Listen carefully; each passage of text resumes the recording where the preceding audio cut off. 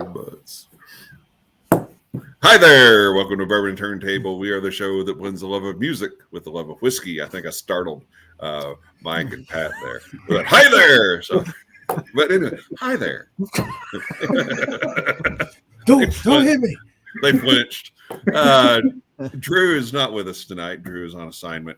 But filling in for Drew is our good friends Mac. This is off to a great start. We're a couple. Go ahead and say it. Yeah, it's okay. Matt. We have Matt with us. Mike and Pat for My Whiskey Den, and our wonderful special lovely guest is Alan Bishop, the alchemist himself. Okay, let me make sure I get this right. It's Colonel Alan Bishop, the alchemist of the Black Forest region of southern Indiana, aka Honky. Actually, we prefer honorable. Honorable, right? Oh, the honor. Is that a request or a statement? Yes. All right. Well, It's his writer. It's part of his writer. Since we have almost every group from the Bar Cart Co-op here, we'll just say that this is sanctioned by the Bar Cart Co-op. So, Bar Cart Co-op. Alan, tell us about all of your shows that you do on Bar Cart Co-op. Yes, just one large incestuous circle jerk. Yes, you can check out Distillers Talk with myself and Christy Atkinson, where we talk to distillers of all stripes, legal, illicit, large, small, distilling adjacent, all that fun stuff. Mm-hmm. We've been doing that for a number of years now. We have quite an archive to go back through if you're interested in that sort of thing. I also have the One Piece at a Time Distilling Institute, which is sort of a place for learning about the art of distillation, diving deeper into it, getting more involved in the art of distillation. If you're interested in home distillation, that's a channel all for you. But there's also professional distillers that apparently watch that show. Why, I don't know, but they do. So the One Piece at a Time Sacred and Profane podcast, which is mostly little 20-minute segments of, sometimes I get passionate about something that just doesn't fit either Distillers Talk or the video channel, and it's easier just to get on and ramble about it. Mm-hmm. And then the If You Have Ghosts, You Have Everything podcast, which is very much our high strangeness, Fortean, paranormal, weirdness, and history podcast, where we are currently doing a deep dive. Well, not deep dive, but we're doing a bonus spooky season just for October. And we've been doing some fairy tale stuff. I'm actually getting ready to do Stingy Jack is going to be coming out. And then I did a crossover episode with McNew, which was actually a lot of fun. Where I actually had her on the show this time, and we just kind of talked back and forth about what we had going on. And so excited to put that one out too. Very cool. Very cool. Yeah, she's been doing some really cool stuff. And she's kind of found a niche in that as well. So she has. I'm fucking jealous that she can get her shit done in like 10-minute segments, and I'm over here. Like, anybody that listens to my show is like, would you just get to the fucking point? There's a lot of exposition for very little scandalous bullshit. That's why you listen on 1.5 speed. You should hear what you sound like on 1.5 speed. It's you wait until I do that 15-volume Rasputin episode. I'm sure that will be very popular. All three people. Oh man! Hey, the newest member of the Bar Cart Co-op is David Levine and Whiskey in My Wedding Ring. David was on My Whiskey Den last week as we're taping this, and he was on our show, I don't know, several months ago. And was somebody applauding? Anyway, David's a very smart guy. He's got a very dry, clever sense of humor, and not really sure that he knew what he was getting into when he agreed. I think he could have opened up even more. So yeah. So we'll work on him. But really good stuff. His whiskey reviews are definitely on point. They're well written, well thought out, and straightforward. There's no sugarcoating crap. There he tells it like it is. Gaping, Pat, gaping. So, Pat, why don't you tell everybody about My Whiskey Den, and then Mike can tell us about Bourbon Turntable. All right. Well, My Whiskey Den is the channel where craft whiskey is king. We started the show basically because we like to focus on stuff that I don't want to say not that everyone's had, but just the more unique things that are going on in the distilling world. Most of that was all coming out of craft distilling from across the country, and it filters its way up to the big boys from one point to another. So we usually have a show on Monday evening at 8 p.m., almost always live. And typically it's an evening where we sit down with distillers or other people in the industry to kind of pull back the scenes a bit on what the job is, to help kind of pull you in and explain what's going on and make you feel a little bit deeper in the whiskey world to everyone else. But it's focusing on the more unique grains, the unique stills, the subtle yeast strains that don't matter but are proprietary and they'll kill you over. Right. Unique things like that. So cool. Yep, it's always a good show. It's fun to hang out in the chat too. So be sure to tune in. My Whiskey Den Monday nights, 9 o'clock Eastern, 8 o'clock Central. And Mike, you can tell us about Bourbon Turntable.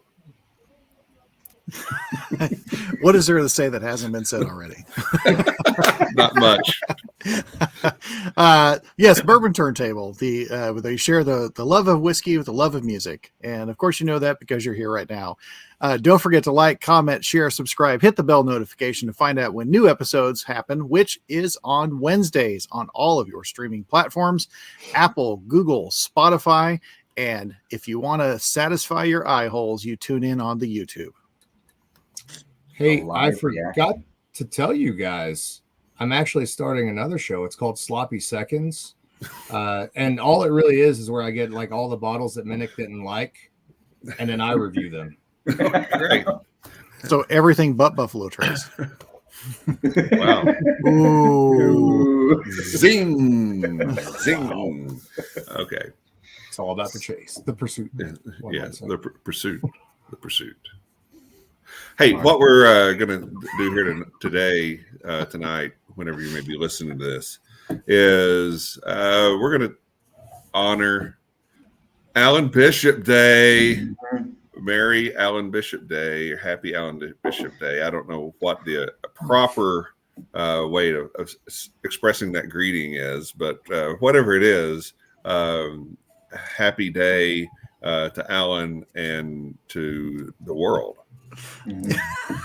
I've been celebrating this for years, and To the world. Mark it on the calendar. I think isn't the appropriate greeting is that you place a phone call and go, hey, Jolee, guess what day it is? Hey. Yes. She should feel honored that I allowed her to have a birthday in my month. Yes. Yes.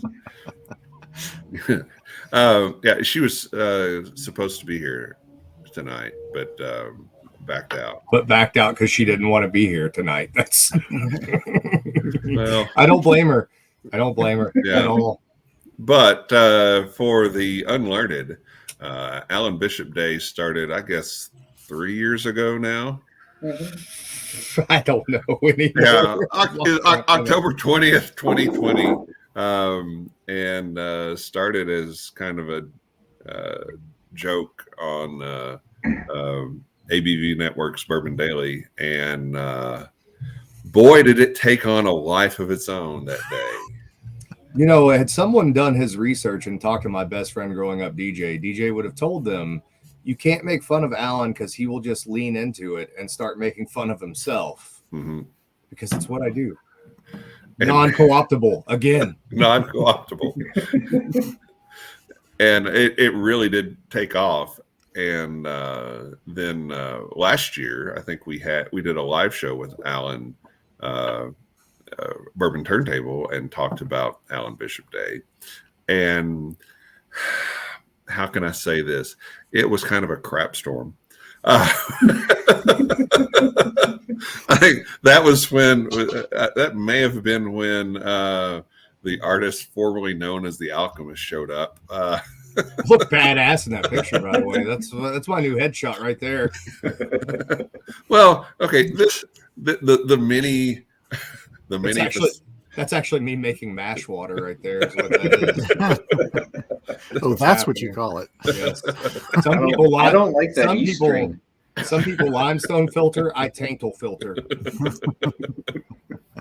I mean, these are three very, very different personas here. Look like a pimp in that other one. Look at that shit. Yeah, I know. I'd fuck me. I have. Who's to say you haven't? Oh, but then you guys also were on my whiskey den, where the theme was Malort and McRibs. That was part of Alan Bishop Advent because you had to close Yes. out Alan Bishop Oh, yeah, that's right, celebrations. Yes. And that was People are still finding the article that you wrote, Kevin, about Alan Bishop Day. Bruce Corwin recently found that and decided that he wanted to make that a thing. He wanted to be involved in Alan Bishop Day somehow. And Ken Schreiner messaged me, and I'm like, this doesn't get planned. This shit just it's like spontaneous human combustion. It happens. Right. You know, the more you try to plan it, the more that it just doesn't work. Yeah. I mean, it's non-cooptable. It's not. It really is. I mean, it's like burning trash. You don't intend to throw the plastic in there, and then you have a few drinks, and it just happens. And then the fire department comes, and then, things go south from there. So yeah, it's like a tire fire too, because it just really never ever goes out. Just smolders at a low level.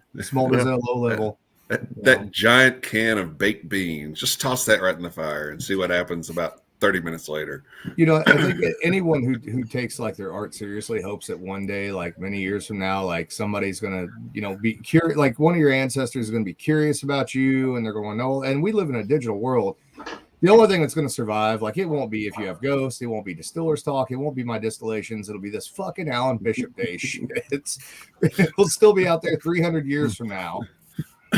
Well, after they uncover whatever alien race inhabits the earth after World War III is done, and they sift through the rubble left after the nuclear holocaust, they'll come across remnants of Alan Bishop Day when they're searching through the Black Forest of southern Indiana.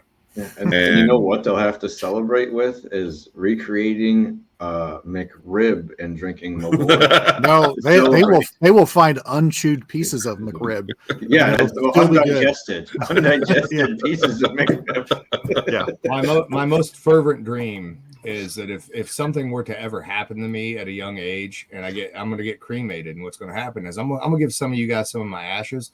Mm-hmm. And what I really need for you to do to really celebrate Alan Bishop Day every day of the year is to go to Jolee's house and just accidentally spill them on her carpet. Right? Just a little bit all over the place goes a long way, right? I thought you were going to say one of those glitter bomb packages. Oh, that's even fucking better. Mm-hmm. Yes. So I think we're all drinking something that you made. I hope. Pat, what you got, man? I got the Iconoclast. Oh, that's whiskey of the year right there. It was. It's beautiful, is what it is. I got just tiny bits left. Yep. Still proud of that one. And you should be. There's a Maddie Iconoclast coming too, guys. I keep forgetting to tell you guys that. So okay, it's been bottled forever, but I think there's only like 5 bottles. So it's like the high-end or of high-end tours. Yeah. Bottles. Yeah. And currently you go with fancy bottles. You charging $150 a bottle for this release? I mean, I don't see that money, so I'm sure. Well, see, for what I sell it at. The remnants of that bottle that Pat has. I mean, that's got to be worth a lot on the black market. I mean, you could probably technically that's a vintage bottle now, right? You could sell that on secondary in Kentucky. Look at wait. What qualifies as vintage? There's one right up there, right there.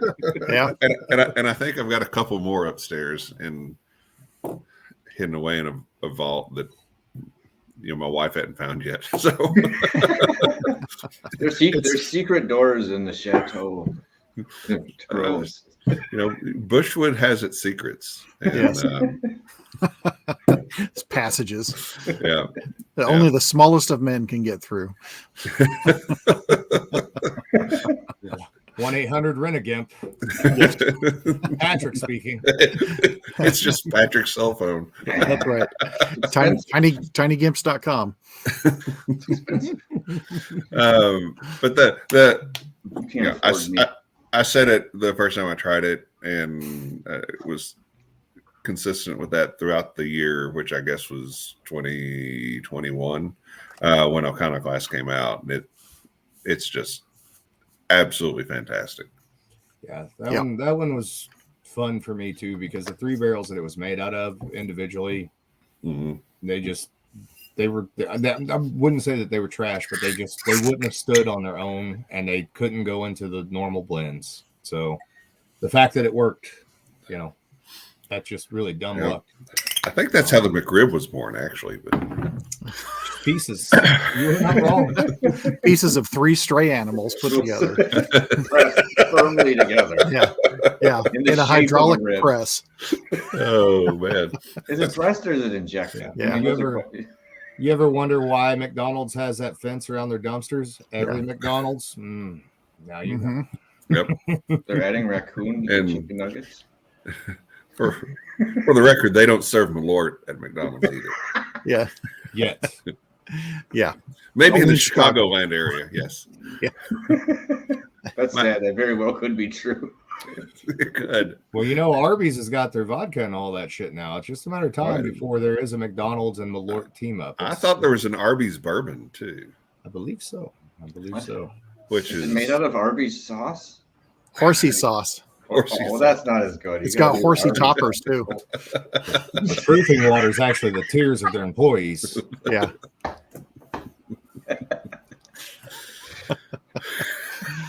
I still like your Arby's sauce. Arby's, don't ban me. Arby's. Mike, what are you drinking? I am having Maddie Batch 1. Nice. And I fell in love with Miss Maddie, and that is, as I was telling Kevin earlier, that is still, if they said pick one of your bottles that's your desert island bottle, I would not have a problem having Maddie Gladden for the rest of my life. Would have loved to have met her. Glad to hear that. That one for me is still, I love that one. And what I really love about it though too is that the people who love it, and then the people who don't like it at all, and they don't get it. It's the most divisive of all the things. You would think like the Solomon Scott Rye would be that way, but it's not. It's the Maddie. The Maddie's the one that is divisive. You either like it or you hate it. There's no in between. So. Well, they're wrong. And when someone says I don't like this, it's usually followed by bro. I don't like this, bro. I was gonna say prefaced by bro. Whoa, I don't like this, bro. Dude. This isn't Weller's. This isn't Weller's at all, dude. The foil on here looks like my jeans, bro.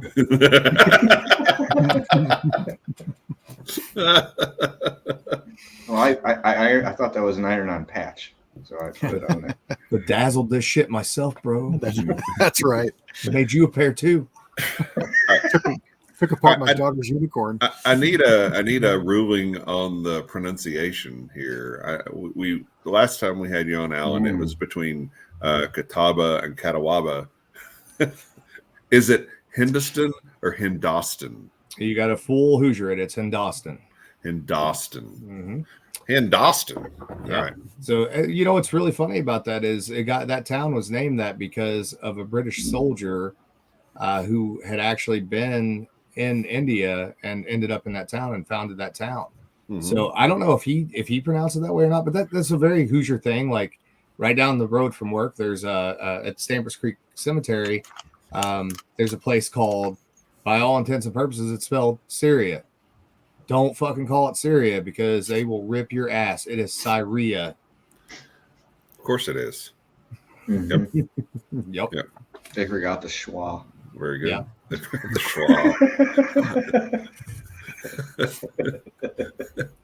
You would like to presume that the Germans that lived here were before the bad ones, but Wait a minute. Didn't we have a conversation about the schwa? We talked about the schwa from your house to Frankfurt. And then after we got to Bourbon, at lunch, yes, had a whole conversation about the schwa. Yes, but Pat wasn't even there. I wasn't there, but I like how I sparked this. I'm intrigued. Yeah. It was obviously a heated debate to go from there to Oh no, it wasn't a Frankfurt. debate. It was then it went into what's the history of it, where are examples, and now I'm trying to remember what was the word that has 3 schwas. I don't remember that. There's one word that was like that one's got 3 schwas. I was like, well, Why does resume have it? That just makes me feel like I don't like it. Oh, sorry. Hold on. bad gimp. Yeah, I gotta let the gimp out. Hold on. I'll be right back. that's a euphemism. Did you see how fast his head turned when he heard that noise? Yeah. It is running. Here's some gunfire in a minute. It is running. It is running. We got a runner. He won't get far. He's got a shock collar on. No, he doesn't. That interferes with the internet.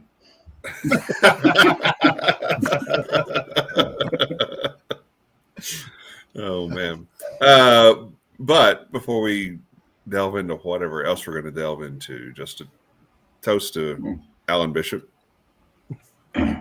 our friend and brother, who quite frankly brought so many of us together over the last few years, and to whom we are all indebted for that. Cheers, Alan. Cheers. Thank you. I appreciate that, guys. Greatly. I will keep being offensive to everyone that I can. You can be offensive as long as you care about what you're doing like you do, so I don't care. Yeah. Absolutely. But here's the thing, okay? You have that kind of external persona of, being not caring what anybody thinks, and I think to agree that that's true. You're going to be true to what you do, but anybody that meets you comes away thinking that you're their best friend now. Right. And, so it's, the whole gag of, I'm friends with Alan Bishop on Facebook. Isn't that cool? It's true. And, then some stranger out of the blue says, hey, come sign my book. And you go meet them at a gas station. And it all turned out well for you that day. Right. You're not face to face with cameras and everything. So that was good. You're not somebody's skin suit today.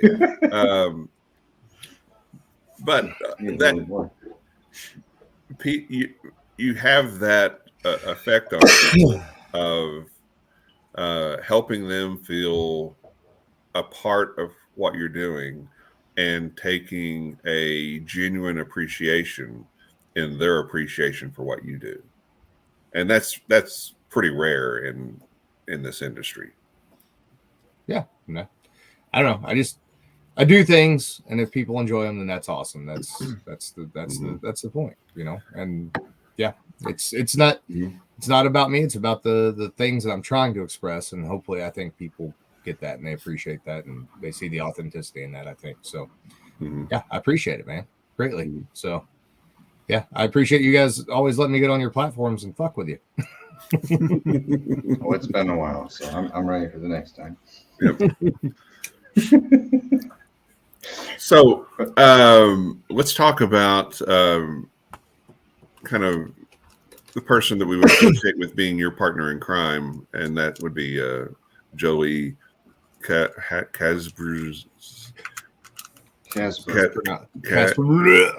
Yeah, that's it. Thank you. There's a schwa in there somewhere. And Jolee was, she was supposed to be here, but she wasn't feeling well, so she bowed out. She ate some bad schwa. Get it, Andy. Get it. A lot of iodine, so you gotta be careful. So, how did you and Jolee meet?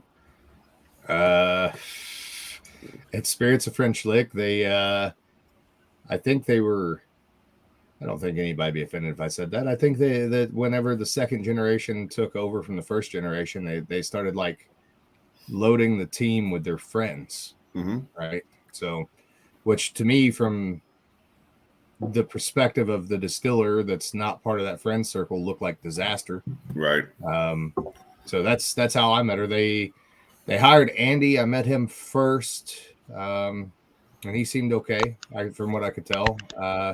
And then they hired Jolee, and I think I went through like a good solid 2 months of just fuck this bitch. Like I felt, I'll be honest with you. I'll say this. I've said that to people before. I felt like initially, and I don't believe that this is true now, but I felt like initially, because there was, some turmoil there between the switching of generations, I felt like she was hired somewhat to like babysit me and to like try to bring me to heel, right? Because, and she'll tell you this, like the first conversation we ever really fucking had, there were two of them. First conversation was her accusing me of being a racist because someone had planted that seed in her head, right? And that's how the friendship kind of got started. And then the second conversation was about naming bottles. And I'm over here like naming off names and stories. And of course she leans in, being Jolee, and across the table, she's like, well, aren't you going to name anything after a woman? I'm like, yeah, as a matter of fact, I got a whore that I'll name one after. That's literally how I started that conversation. And then I went into the actual facts because, I saw the opportunity. I was like, I see what you're doing here. But no, my sales guy at the time, Sean, I told him, he asked me, he's like, what do you think about her? I'm like, I fucking can't. I hate her. Like, I want her to quit. And then he'd ask every few weeks. I'd be like, nope, she's still a bitch. But no, she has become the sister that I never had nor wanted, the one that I would have tried to convince mom and dad to ship off to China, for sure. But I love her to death, and she puts up with a lot of shit from me, a lot. And I don't know, I think there's some little part of me, some little dark part of my soul that still remembers those first two conversations, and like, we got past those conversations and now we're like best friends, but I'm always going to be here to bring you down a notch or two continuously. And I would also like to say to her, happy belated 52nd birthday. I love you. I love Andy more, but you're okay. Yep. So silence. Yeah. So, Mike, Pat, do you remember when you first met Alan and Jolee? In the flesh or online? Either, whatever. Yeah, both, whatever. Well, I think online was, I didn't really I started before they came on the show. I started talking to Jolee and Alan and stuff beforehand, and they were both great. What I loved about Jolee is that she had all her ducks in a row. Questions about a bottle. She's like, here, this is all online. You can just take it. And I'm like, if you were here, I would hug you right now, because everyone else makes this a big, huge pain in the ass to get. And I'm like, if you were repping you can just come here, download it, walk away, go to your event and say, here's my talking points. You might not even see them, but I have them hidden behind you like a teleprompter for a president. So it's just, I don't know. I really enjoyed the way things were set up and the way you guys are going. And Mike, you want to lead into our first pre-show chat? And yeah, no, we had I guess we got on fairly early to go over stuff, but we were just talking about different things. And I remember, I brought up, they were talking about celebrity whiskeys and something. And I had said, the subject of Larry Bird came up, and she was talking about how much she hates Larry Bird, couldn't stand him, whatever. So we get on the show and don't bring that up. I remember it was a specific statement. Don't bring that up. So that was one of my first questions. It was like, so if you had to make a celebrity whiskey for, let's say, Larry Bird, or something like that. And she was shooting daggers through the screen at me. But then she had this smirk on her face. And then from then on, it was all fine. And then after that, it kind of one of those things where at the timing of all this, there were a lot of online tastings going on, and so there was lot of overlap in seeing different people. And so it wasn't too long after that she was on one and started chatting back and forth after that. And then, geez, it took 6 or so months before that I finally got to meet them in person, and that was a pretty good treat. So yeah, we had a good time.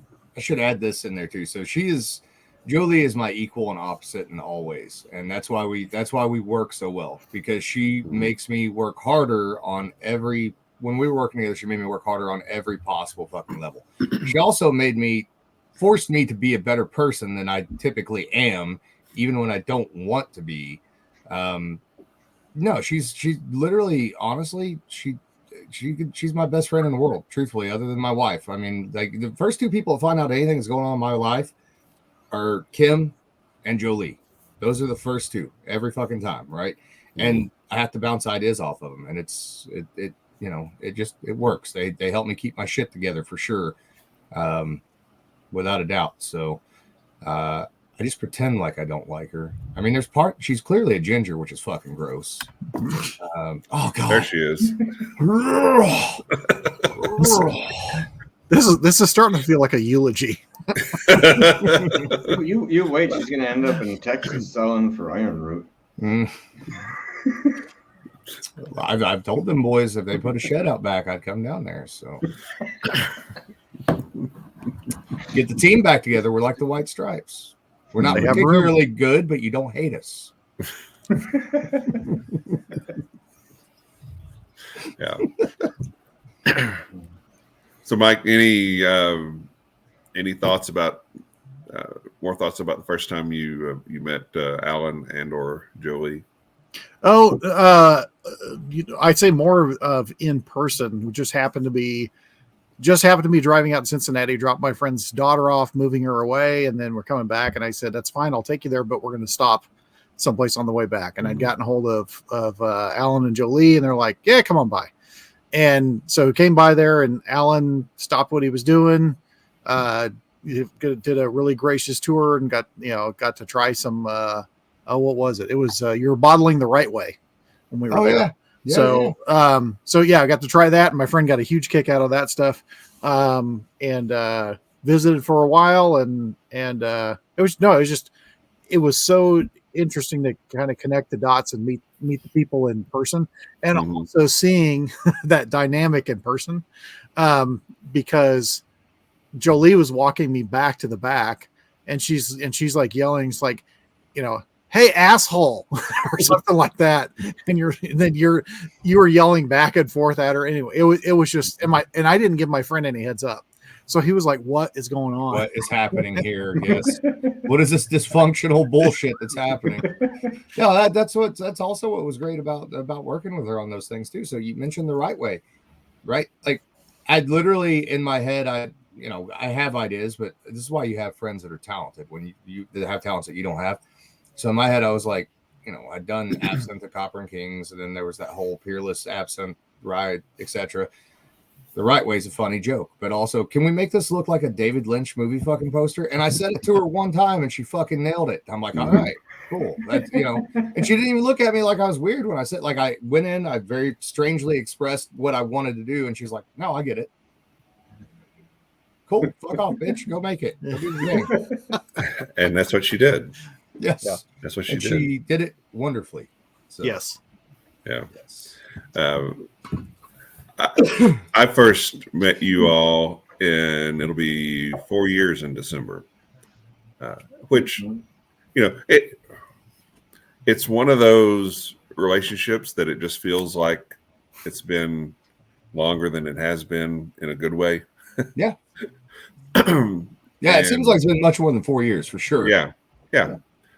Covered a lot of territory in 4 years, but but I was coming up to do an article on Lee W. Sinclair, and I walked in, and Jolee was up at the front, and she was very professional, and "You must be Kevin. Come on back." And so she's walking with me, and she's kind of telling me, "This is kind of what we have in store for the day." And you were having some other guests in that were looking at possibly using some bottles of whiskey in their endeavors. I won't go any more detail than that, but so he said, we'll go on a tour with them, and then we'll have lunch, and then there'll be time for you to talk to Alan. And she was just super like a pro. Okay, very. There wasn't any joking around about her. It was just very straight to the point. And then we kind of get through the day, and then you and I are in the back, and we're talking after lunch, and those other guys had left, and she came back, and she was pissed at them.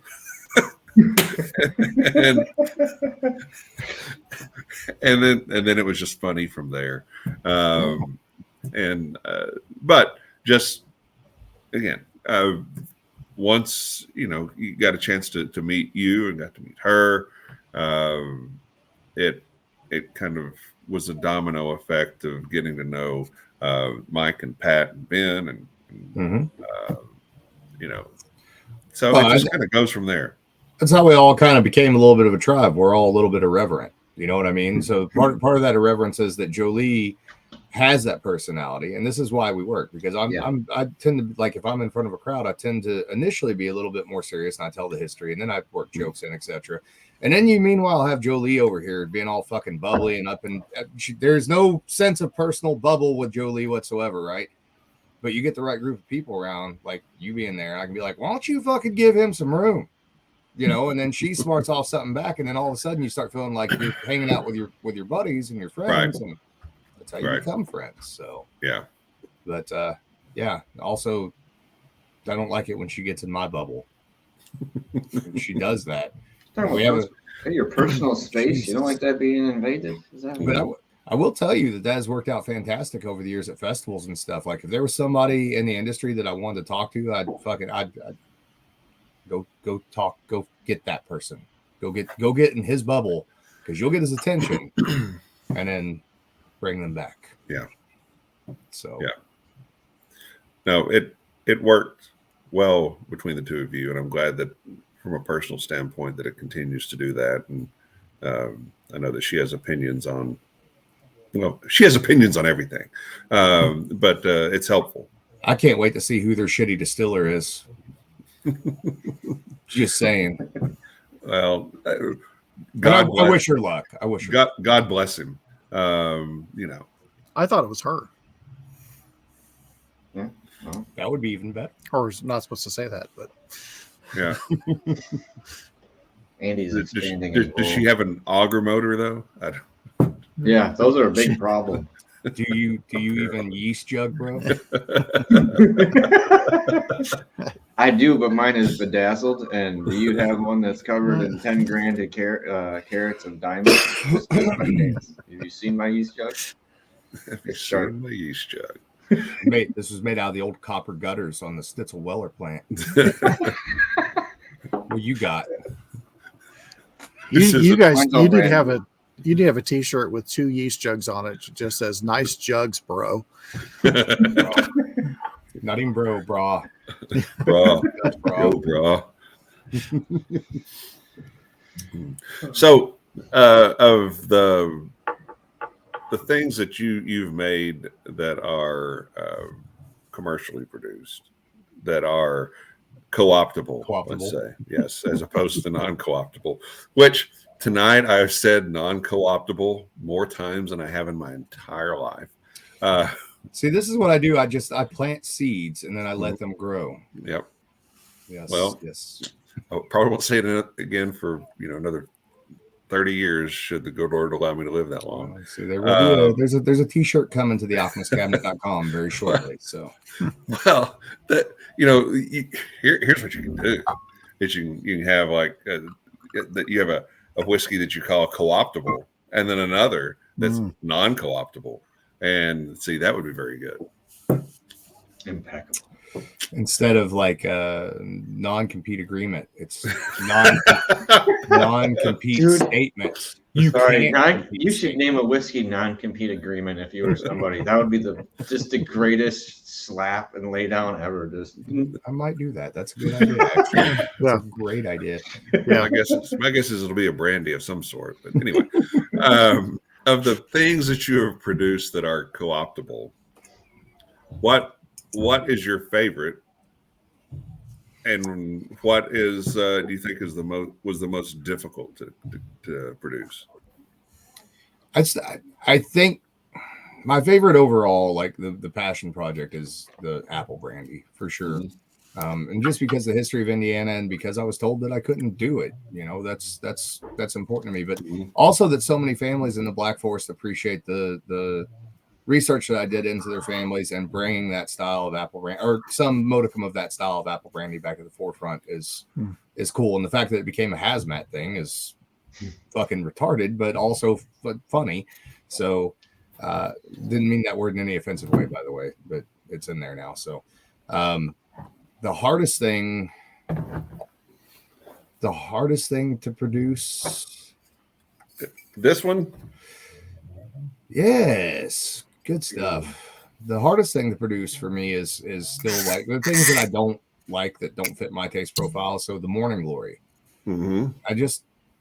it's not hard technically to produce. I don't like it. right? I don't enjoy it, and so I don't enjoy it off the stove. I don't enjoy it out of the barrel. So I really struggle with that. And like people come in and they want to sample that for a single barrel. I tell them don't ask me for tasting notes till after you've done yours, because I'm going to ruin it for you. on that note, do you like rely on other people at the distillery to, I don't know, say sell that per se, because of, I don't want to say your distaste, but it's just not like, someone else might have a little more zeal for it. You know what I mean? Or do you have to just fake it a little? I honestly happen for every distiller as well too. I'm sure you have to fake it for some brands or some releases, right? I don't fake it on that at all. Like I tell people up front, period. But the funny thing is, the fact that I don't like it seems to be a selling point for some people. Like it really works that way, which is kind of a strange thing to me. But and again, this is a God has a sense of humor. Like we made that, and we originally made 12 barrels the first year, and I was like, we're not making any more than that every year, because like this is not going to be a thing. And then that turns out to be the one that the bros want, is the Morning Glory for some reason. So, like that becomes the crossover product somehow. How does that happen? The one that I hate becomes the crossover product. Yeah, that doesn't make any sense. Because I would have pegged either the Dalton or the Maddie for being the ones that would cross over. You would think so. And I don't know. I don't know what the deal there is. The only thing I can figure out is that there is that candy note to it, that kind of chocolate peanut butter thing. And maybe there is some piece of everybody that remembers that from their childhood, and whether or not they're making that association, it's there. So it is there. Yeah. And it just clicks with people. So yeah. No, but yes, I never pretend to ever like it. And like I said, like doing barrel picks with that, I tell them up front, like, don't ask me, because you don't want to know my opinion. Right. So, there are occasionally barrels of it that I do like, and we did that stout barrel finish that's in the tasting room, and I do really like it a lot. It turned out well. So, if there was one, and I know you didn't ask this, but I'm gonna throw it in there for fun. If there was one thing that I've done that I was disappointed in, or I am disappointed in now looking back on it, there's two things that sort of bother me a little bit. One of them is one that I can't do anything about, and that is the aquavit, because I'm very proud of that spirit. But aquavit does this thing where it gets me all excited, because it'll catch traction for a few months. Somebody will write an article about it, and it does well, and then it just slips off the radar, and then it'll go a year or two and nothing happens. Spirits of French Lick has enough aquavit to last them for the next 100 years. They'll never have to make that shit again. And I'm sure they are super happy that I did that for them. I think if you had the right salesperson going into the right markets, you could move that pretty easily. If you drop some money into marketing it, you could. was trying to track down a bottle of that and called your distributor in Kentucky and asked about it. And after a week and a half, they called me back and said, well, if I had $1 for every time somebody asked me for where they could get a bottle of Spirits of French Lick Aquavit, right now I would have $1. That's amazing. I could hear JT Webb saying that too. That's phenomenal. That's phenomenal. Way to do your job, bro. Way to do your job. Yeah, the one that I'm disappointed in is, and I'm not really disappointed in it. I'm disappointed in what it is now. So, and it's the absinthe. I'm very proud of that absinthe. It's a very good absinthe, but it is a beginner's absinthe. And it was done on purpose because at that time there was really no, I mean, Copper and Kings was the only one that really made any inroads there. And theirs was a very light absinthe too. And so to get people on the absinthe, you had to make that style. Looking back on it now, I wish that there would have been marketing money to really make a hardcore Swiss Blanche style absinthe, or even a Northern French absinthe, and push that hard and do the marketing. But I don't know that there would have been a return on that. And I'm still not entirely sure there's a big return on it anyways. And I think for what it is, it's fine. It just, as someone who's very passionate about absinthe, it has always annoyed me, but it annoys me worse now in retrospect 8 years later. So, Well, you know, speaking of the absinthe, talk to us about the absinthe event that you had up in Switzerland County recently. Yeah, that was man, if they do that again next year, and I hope they do. I just hope that and Bourbon on the Banks aren't at the same time. That was, before I even get to the absinthe part of it, just the reenactment itself and the day thing that they had out there. Musée de Vinoge is beautiful. It's the last of the Swiss style. Well, the last one that looks like a Swiss style house. It was built in Vevey. So Vevey was settled by Swiss immigrants, Swiss French immigrants. Originally came into Kentucky to start a vineyard. It failed. They crossed the river into Switzerland, what's now Switzerland County, Indiana, and went into making the first commercial wines in the United States from the Cape grape and then later the Catawba grape. But there were also brandy distillers that came with them, and at least 2 absinthe distillers. But Vevey was, Musée de Vinoge was going to be tore down at one point in time. They were actually going to set it on fire and use it for fire practice for the fire department until this local group bought it and started to restore it. And they're a very passionate local group that I've been lucky enough to meet through Brian Cushing of the Victorian Bar Room, one of my other best friends in the world, who's done a lot of stuff out there. The reenactors they had out there, guys, like for your family, or if you have an interest in history at all, these were the best group of reenactors I've ever seen in my life. Like, they were into it. They were period correct. They knew what they were talking about. They had things I'd never seen reenacted before. So, like, there was a guy that was talking about surveying in the late 1700s and early 1800s, which I thought was kind of cool. There was a guy that was actually pouring pewter silverware and plates on site, which was really fucking cool. That's neat. There was a baker there that was using the outside stove, etc. But we had, Brian and I have been working on this for a long time. I don't know for sure how long, at least 4 or 5 years. Maybe it may have been one of the first conversations. Maybe, 6 years. One of the first conversations that Brian and I ever had when I started working with him at Locust Grove at the farm distillery was, hey, Brian, did you know that there was absinthe made in Indiana in the 1830s? And I came across that story years ago. You can find it on the Alchemist cabinet. Because I always thought I'd be the first person in the state of Indiana to make absinthe. And then I came across this entry in the history of Dearborn in Switzerland, Dearborn County, Ohio, and Switzerland County, Indiana, that talked about, wasn't Griffith Dickinson, the other one, John Detraw, about him producing absinthe in the 1830s, and that 2 of his sons were involved in the cooperage, which means that not only are they making absinthe in the 1830s in Switzerland County, which is before it really leaves the Val de Travers region and then northern France region, but they're making enough of it that they're putting it in barrels to ship it to New Orleans.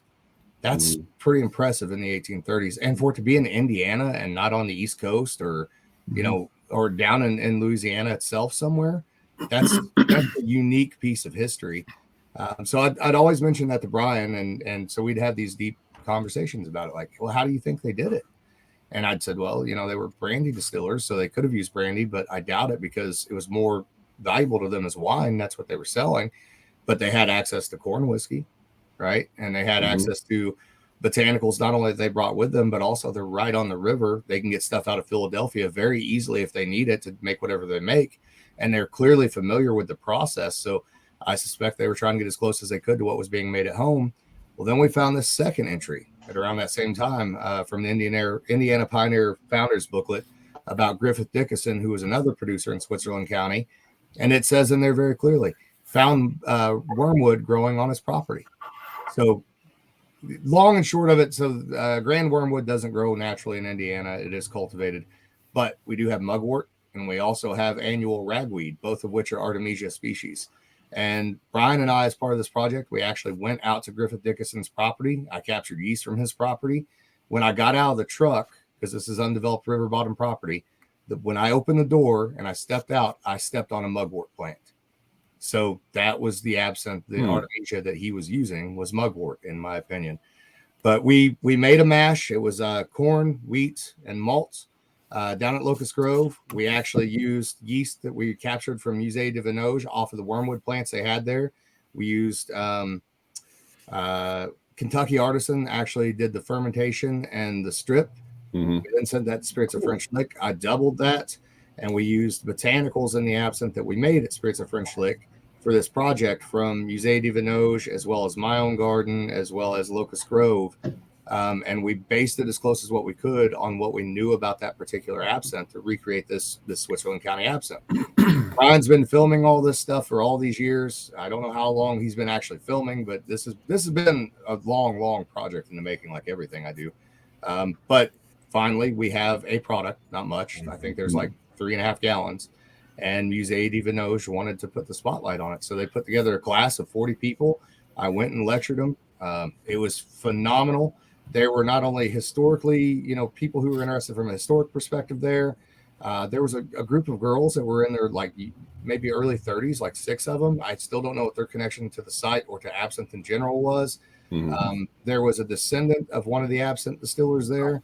There was a descendant of a distiller from Stampers Creek Township in Orange County there. We tasted through 6 or 7 absinthes, including one of my friends came by with a bootleg bottle of absinthe that he had made.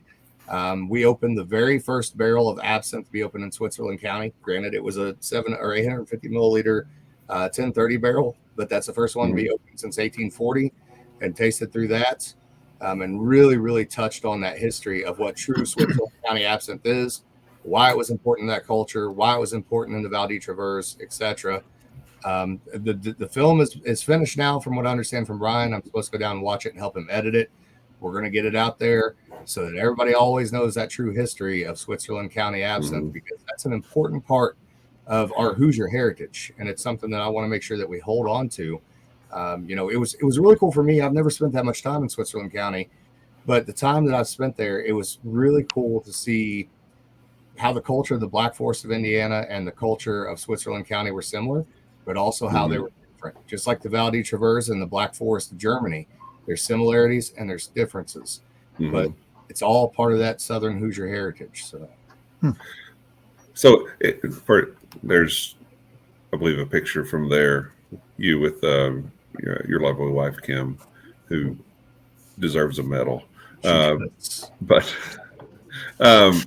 So there, and I know there's not an official, prescribed formula or anything of that nature, or you've got to be this, that, and the other thing for Switzerland County absinthe.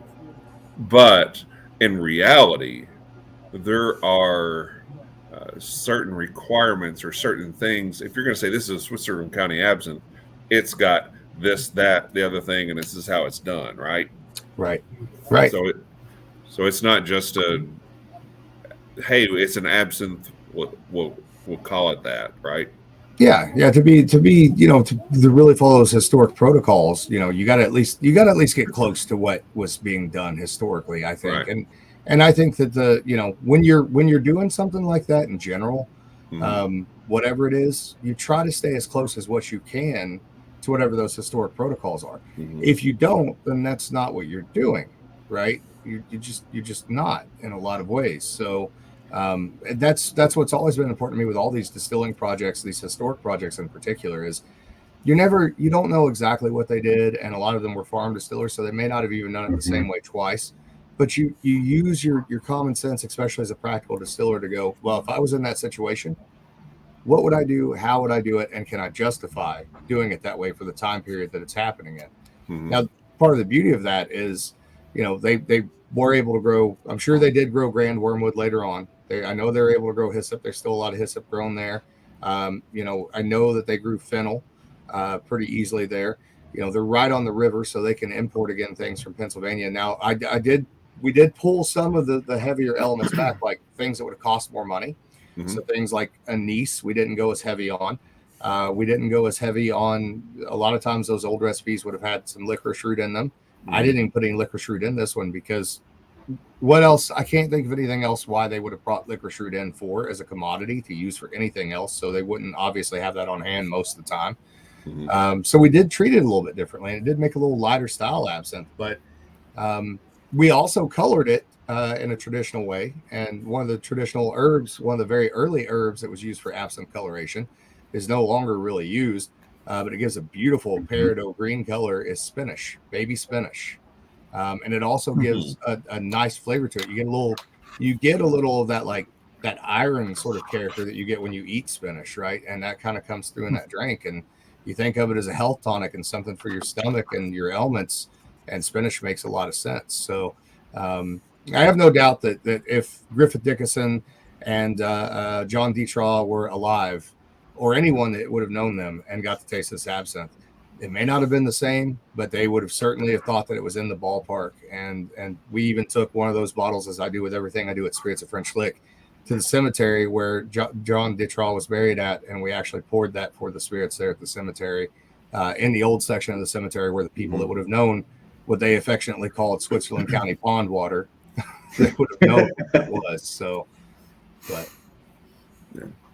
Now, I personally, I didn't have any experience with absinthe until I tried what you had made. Mike, Pat, how about you guys? My only experience was just like people normally do. This is high alcohol. Let's go have some fun. So there was no respect for the spirit, but I learned having respect for it after. I can't remember if it was after trying yours or not, but anyway, it was. I think it was. Yeah, because it was after trying Death in the Afternoon. Nice, which is yours. So, but the one I'm no, real proud of for sure. Yeah, no, and it was great. Yeah. How much of absinthe is marketed that way though, Mike? Is like it's your kind of goal is to go see the Green Fairy. Is the shitty marketing is what I say. I mean that's the thing that clings on to it. So yeah, a lot of people expect like, yes, I'm just going to get hammered this evening, and yeah, that's kind of what you got out of it from the past. Right. The old Serbian marketing, the artificial flavors and the GNS and the bright food coloring and set it on fire, bohemian shit. Yeah. Put a little sugar in there and set it on fire, and so. But when it came back after being gone for so long, because that's when I tried it, because it's like, oh, here's this thing that was banned, and now you can try it again. But that really, I know it's not as big as bourbon, okay, but still it seemed to kind of backfire, the whole thing with them, because they made a whole point, oh, let's get rid of it, and then it's back and there's nothing wrong with it, and I think you've probably said this too, it just hasn't really caught on with people, because I don't think people understand that it's not just drinking the absinthe. It is honestly, as much as whiskey, at least in people that I talk with, whiskey is a good way for conversations, because you do sit around and it makes the whiskey taste better and you get great conversations about it. But having absinthe, I'll call it the right way, it forces conversation. It forces everyone to sit around there while you're sitting there and you're waiting for the drip to happen. Well, what are you going to do? You're going to talk. You're going to have a conversation with people and you're going to have an experience with them. And yeah, maybe it started off as 140 proof, but really by the time you put all the ice water in there and, even if you sugar it up, you're really not going to be having a whole lot, about 14% or so. Yeah. And, Yeah. I think that, there's a couple things to touch on there real quick, but it's the only spirit that really comes with paraphernalia, right? And the ceremony and pomp and circumstance. Right. And just like many of those marketing stories, or like the idea of how alpha-thujone being a hallucinogen, etc. And yes, there was, everybody initially had that's what they were into, or they saw it romanticized in Dracula or whatever, or various movies, etc. But the truth is so much more interesting about absinthe, especially when you really understand where it comes from, who it came from, why they were making it, why they were choosing to make it that way. And that's what we really focused on in the Switzerland County talk was, this is people want to talk about females in the alcohol industry. That's a hot topic nowadays. There's your roots right there. Absinthe is a huge, huge part of that story, and it's not been told. People want to talk about the esoteric and the occult in the spirits industry. Absinthe is the doorway to that, without a doubt. And so, yeah, you won't get everybody just from the flavor, but what you got to have is a captive audience, right? You got to have a place where you can set them down and educate them on the history of absinthe and what they're supposed to be tasting and why they're tasting it, and let them realize that maybe they think they hate licorice, but do they like root beer? Because if you like root beer, the flavors in root beer and the flavors in absinthe are very, very similar to one another. So do you really not like anise, or do you just think you don't? Right. So I have that answer. Yeah, Patrick. Yeah, I have that answer. Yeah, Pat. What's wrong with you? What about fennel, Pat? Do you like Elijah Craig barrel proof, Pat? It's a whole different discussion, and I do like it. And fennel it's case by case. It's one of those things where what's it on if I like it, if food wise, like sometimes I'm like, no, it's overpowering. Other times throw her on and it works great. Well, that's the fun with the absinthe thing too, is you can push the fennel above the anise even just a little bit, and then start pushing those more earthy tones, and you'll find something more savory, almost like a really savory pizza sort of characteristic. So, right.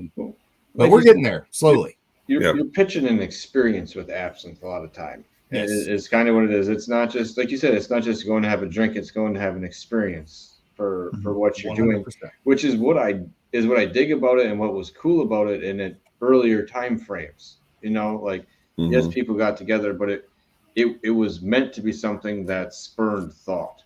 Really, really by the practice of it, which I just think is. And we just got to keep pushing the damn thing, because how the hell am I supposed to make pachuga if I can't get people to drink absinthe? Listen, nobody's going to let me put a chicken in the fucking still until you people start drinking absinthe. Just saying. No, they're not. But might fall in.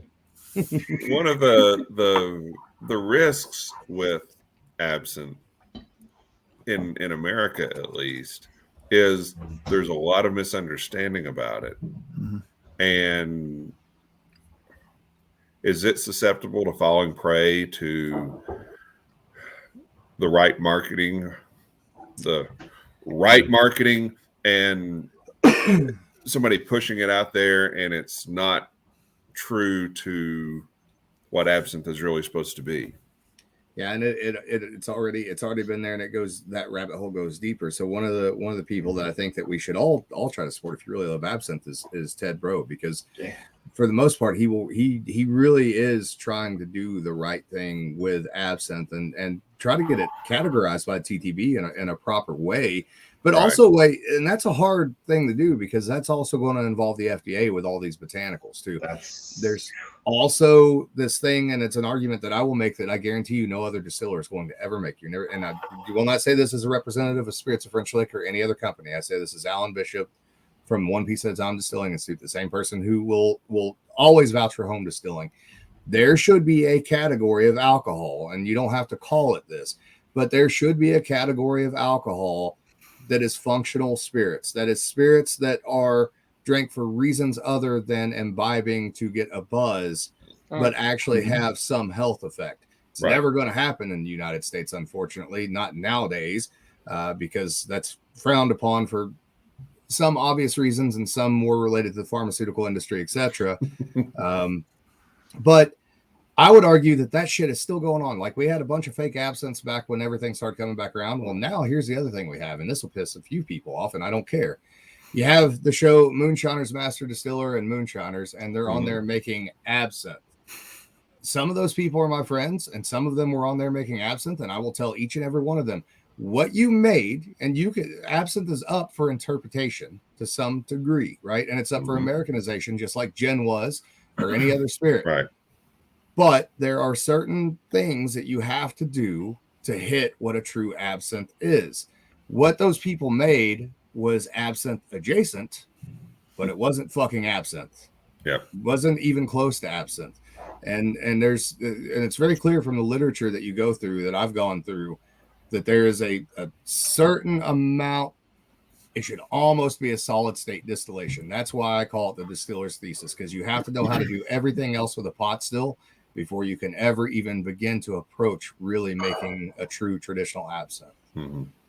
So when you're talking about the botanicals and kind of the other category and it not happening, well, with chartreuse doing what it did and pulling back 90% of its market in the US a couple of years ago, and thinking I could just go wander and find a bottle like I used to do, like at either green or yellow, and it being almost non-existent, that would be something I think you would find a hole or a gap. It's not a huge niche, but that's a hole. I mean, yeah. Well, and here's the beauty of all those things too, right? So, and there's a little fun to be poked at, the fact that, like, I love chartreuse, and for years I would say that on Distillers Talk or whatever, that I like it as just the digestif, and people kind of laugh about it. Well, nobody's fucking laughing about those secondary prices on chartreuse now, for sure, right? Who even thought that would be a conversation? But when you find those things, those little gaps, and absinthe is one of them, the people who are into absinthe are so much more into absinthe than any of the most hardcore bourbon guys you will ever meet. And if you get their attention and you do it right, and you better do it right, because if you don't, they will crucify you in ways that will make you cry. But once you have them, you have them. And they will spend good money on that absinthe, without a doubt. So, it's not ever going to be a huge segment. It's always going to be a very small segment of things, but it's I think that there are people too that see if you make a good absinthe, they look at you as you're a good distiller, and let's buy some of your other stuff. So, yeah. Well, it's complex comparatively, the way you would typically think about it. So it would be an easy assumption, right? If you can distill with all these botanicals and everything, you should be able to do this. Yeah, I would love to see it be categorized in a proper way by TTB, but Ted will keep pushing for sure, and some other people will too, and I think they should, to get a category for it. But there's so much more room with it, and so much cool stuff to do with it, and so many things you can do with it in cocktails. And if you guys have all talked to Brian from the Victorian Bar Room, the vast majority of those cocktail recipes from that time period are absinthe centric for a reason.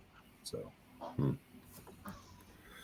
All right. Well, we'll start wrapping stuff up here, but just so everyone knows, October 20th is the official Alan Bishop Day. So, solidarity through sarcasm. Exactly. Solidarity through sarcasm. So,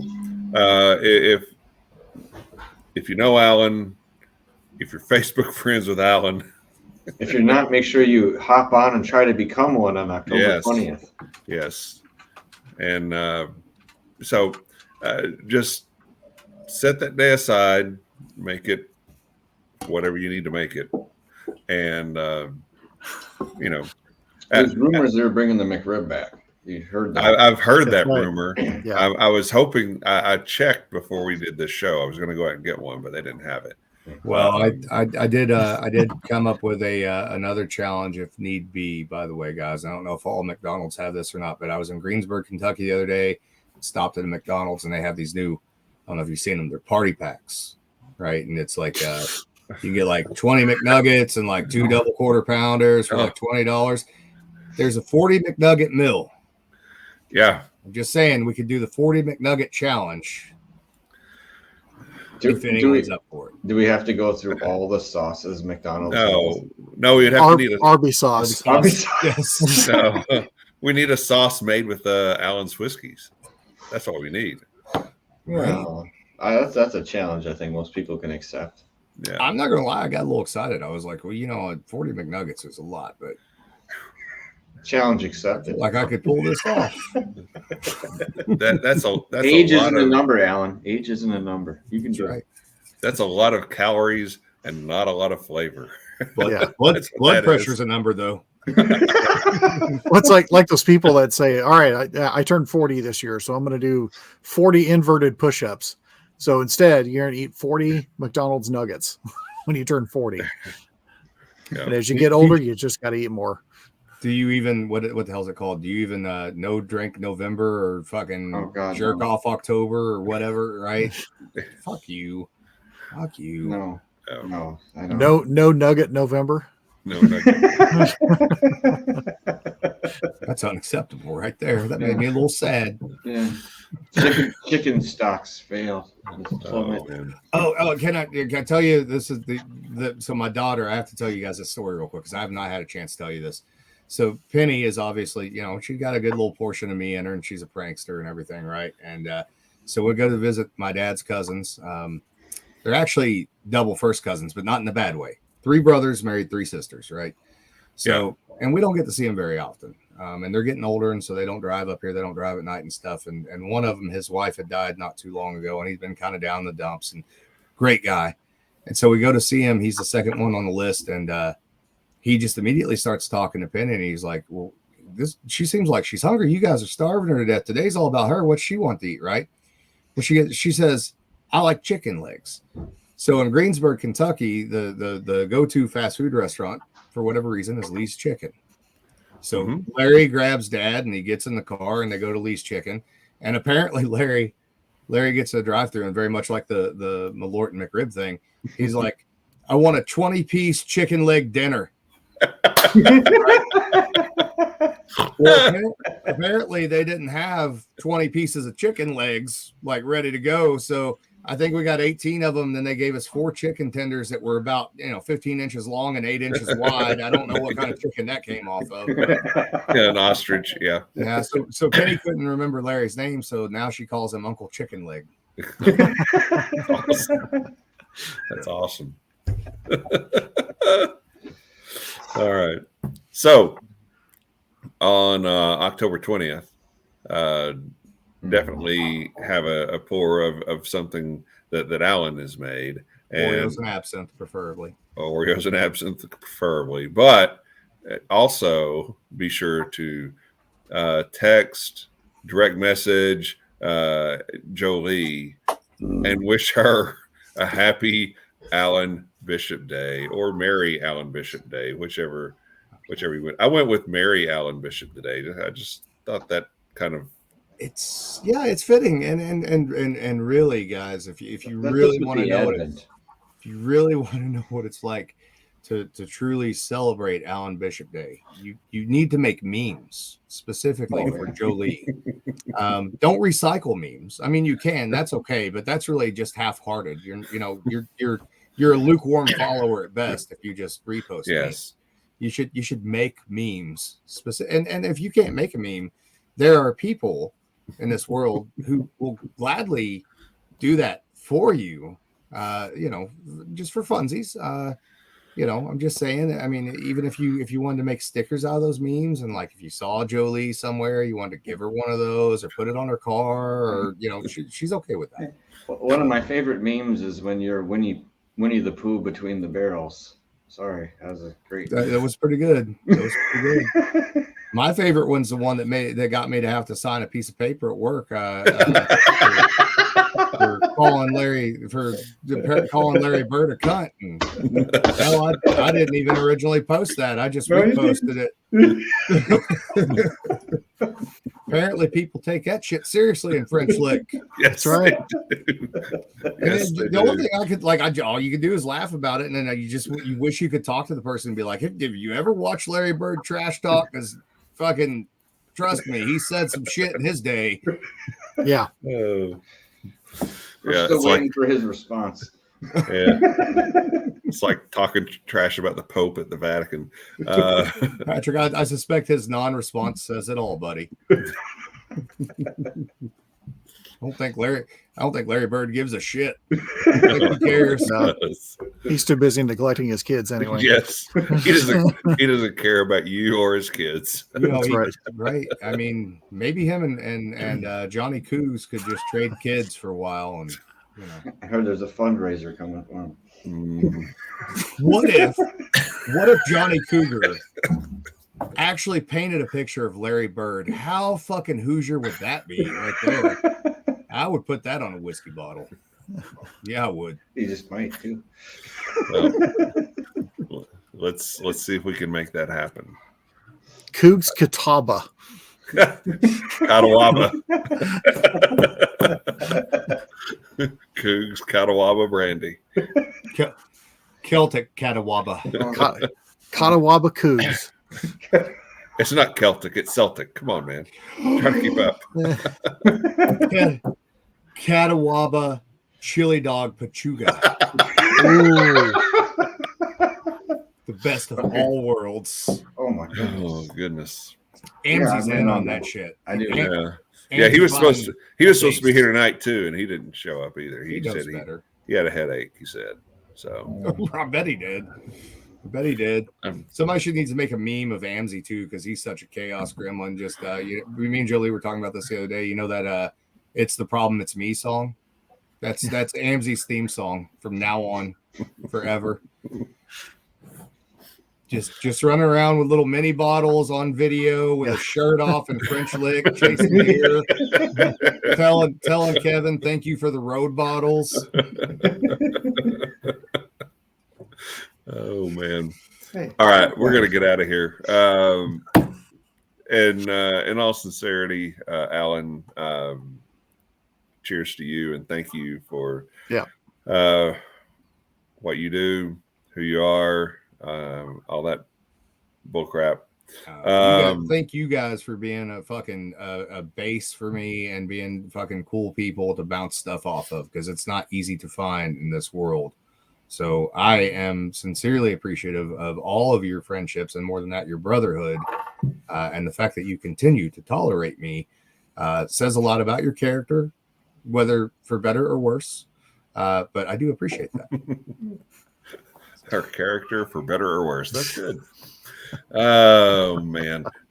So Alan, where can people find you on social media or at a gas station signing your books? This guy Totally totally going to hear this. on 74 And tomorrow. It's Pat, if you're out there listening, dude, it was a pleasure to meet you. And honestly, it was fantastic. Yes, but I'd never been asked to meet someone to sign an autograph in my hometown, so that was a new one for me. And I think these guys were legitimately afraid I was going to get, raped. And no when I was excited. Finally, somebody else. Yeah, so who's gonna get this story? How do we share? no when Kim messaged us about that, and she says, "I've not heard from him in like a half hour." I'm like, okay, this is not good. that's the part that I forgot to tell you. Is not only did he look like Kevin Rose, but his name is Pat as well. So it made it even funnier. Oh wow. So you can find me at spiritsofFrenchlick.com.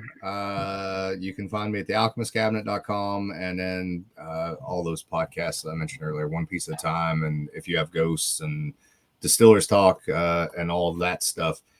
Make sure that you check out, for Alan Bishop Month, the If You Have Ghosts, You Have Everything podcast, because that's become an increasingly larger piece of my time and my life, and it's something I'm pretty proud of. So, Yep, good stuff there. Pat, how about you, buddy? Mike, what are we doing this week? We're recapping Bourbon Turntable. October 16th, recap of Bourbon on the Banks. Okay, well, this show will come out on the 18th of October, 2 Well, days then- before Alan Bishop Day. So you have time to prepare. You do, and then So- be ready for Adina Ewalds is going to come on, and we're going to go over the cocktail she made and try to make it ourselves. Good and luck. for the lazy people, Yeah. You can just get screwball. You do not have to go through what she did to make proper. I'm not even butter. gonna try to make it, but I did get to try it. So Yeah, it's delicious. So Well, it sounded like a reach, like a pad thai drink is. I don't know. I want to say a stretch, but for a cocktail, it's something you don't normally have. it was not a stretch at all. No, but I mean, like for what people say and what you come off of hearing it, you're like, what? You know, I think it was. I don't. It was not a long shot, but it wasn't a safe play for an event like that. Oh no, No, not at all. very cool. No. Not at all. No, Very cool. she's brilliant. She really is. Yes. Yeah. So, Mike, how about you? What's going on? You can catch me on Monday night on 8 o'clock Central, 9 o'clock Eastern on my Whiskey Done. As Pat said, Bourbon on the Banks recap, and then Dina, and then it's coming up some point. I think soon we'll be having the 4th in the Wood series with Mr. Weddle. So and an old fashioned contest. Oh, and we are going to do an old-fashioned slobber knocker, is what I'm going to call it. Mm-hmm. And it's a good old-fashioned slobber knocker, and it'll be Wisconsin old fashions versus the smoked old fashioned from Golden Beaver. Very cool. Yeah, I like that. Both with lots of fat kid notes. Oh yeah, just latent with fat kid notes. Oh, it's got fat all over it. Mm-hmm. Buttered and lard, for God's sake. oh, wouldn't that be the best? With lard. Yeah. Lard. Rim with fried chicken. Chicken legs. Yeah. And to Alan's new friend that asked him to sign the book, this is not you. This is Alan being that kind of generous guy with his time, because we were all the guy that was reaching out to him that he didn't know from Adam's house cat. And he's always been very gracious, and that's what makes him so special. I will point out one other thing. So I don't mind to sign the autographs for people or meet them and stuff like that. But I said this on Distillers Talk. It's getting ready to come out. I'm going to reiterate it again because I love all of these people that are into what I do. Please do me a favor. Do not send me fucking drugs in the mail.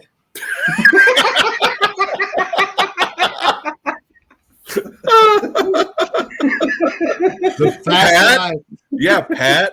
The fact that I have to say this on a fucking podcast, like it's become like, don't get me wrong, guys. I fucking appreciate the fuck out of you, but don't do it. Just don't. Please stop. Yes. Yes. Hey, if you've enjoyed tonight's episode of Bourbon Turntable, which how could you not? Send your drugs too. Right. In retrospect, that might have been a bad idea. I probably should have said that. You can watch us on YouTube. You can listen on Apple, Spotify, or Google. We have a Facebook page where we post all of our shows, including this one, assuming that it makes it past the YouTube censors. And we also have a Facebook group where you can post what you're drinking, what you're listening to, while you're drinking it. We didn't really get into a whole lot of music tonight, but it's Alan Bishop Day, so it is. And I was lured here under the guise that I was typo negative, and we were discussing blood types about what was going on, or a band. I don't know, but we did none of the such as what was advertised in getting me here. Listen, you showed up, man. That's more than fucking Jolee and Amzie. Yeah. Losers. Yeah, they're. I thought we were like supporting a Red Cross or something. Yeah, that's it. Yep. Yeah. There'll be somebody showing up at your door in about 15 minutes to take your blood, Pat. And your Gimp's blood. To see if you're compatible for our breeding needs. All right. On behalf of Drew, who's on assignment, he'll be back with us next week. And Mike and Pat of My Whiskey Den, and Alan of Too Many Shows That I Can't Remember. Thank you for being here. Cheers, love, and Freebird. Cheers. Thank you, bro.